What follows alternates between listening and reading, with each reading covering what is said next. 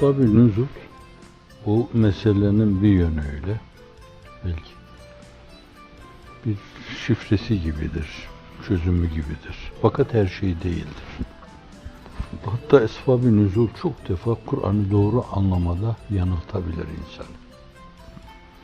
Kur'an'ın bütünü birden görülürse, bütünü birden değerlendirilirse, o esbab-ı nüzul da birdenbire inkişaf eder. Şimdi bu ayet ve la tehinu ve la tahsenu ve antum alem in kuntum müminin. Gevşekliğe düşmeyin, tasalanmayın. Hakiki müminseniz, daha saf, daha duru bir manayla inanıyorsanız, mutlak zikir kemaline masruf, inanmanız gerektiği gibi inanıyorsanız mutlaka üstünsünüz. Bu aynı zamanda bir İslami disiplin olan el hakku ya'alu ve la yu'la aleyh. Evet, şimdi o dönemde o nazil olur ama sebebi nüzul has. Fakat mevzuun leh esasen amdır. Çok yerde yanılabiliriz burada. Mesela şu münasebetle bu ayet nazil olmuştur. Lime tekulune ma la tef'alun. Kur'an-ı Kerim'de belki 30 yerde Yahudi ve Nasara ile alakalı niye dediğinizi tutmuyorsunuz? Neden bozgunculuk yapıyorsunuz? Neden bu nifaka giriyorsunuz? Şimdi bu ayetin onlarla çok irtibatı var. Bütüncül bir nazarla bakmazsanız sadece onu, biriyle sözleşmişsiniz, bir muakadede bulunmuşsunuz.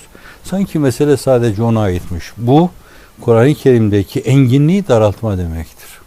Daha doğrusu Kur'an-ı Kerim'i dar havsalarınıza göre dar bir merci irca demektir.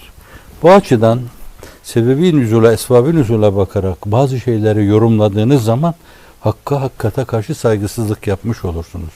O bütüncül bir nazarla Kur'an-ı Kerim'e bakan insanların ancak görüp değerlendirebileceği bir şeydir.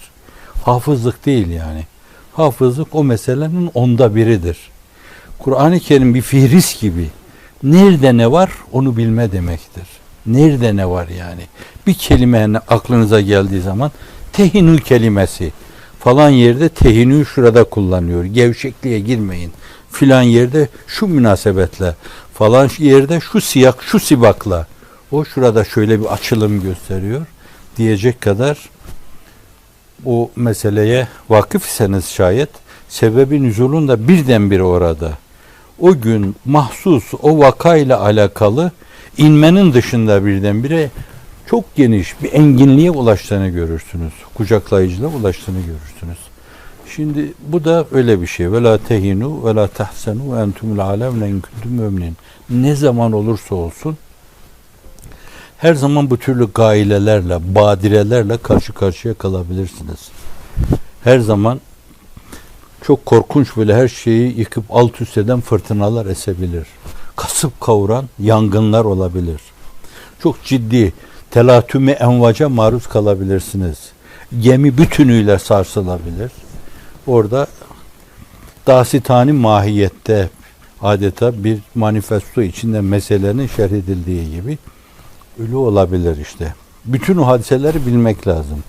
Karşı tarafı bilmeden sadece kendi bildiğinle o meselelerin üzerine gidersen çok defa kendine de arkandakilere de sağında solundakilere de fiyasko yaşatırsın. Falso yaşatırsın hafizan Allah. Nasıl hadiselerle karşı karşıya bulunduğunu bilmen lazım. Hangi güçlerle karşı karşıya bulunduğunu bilmen lazım.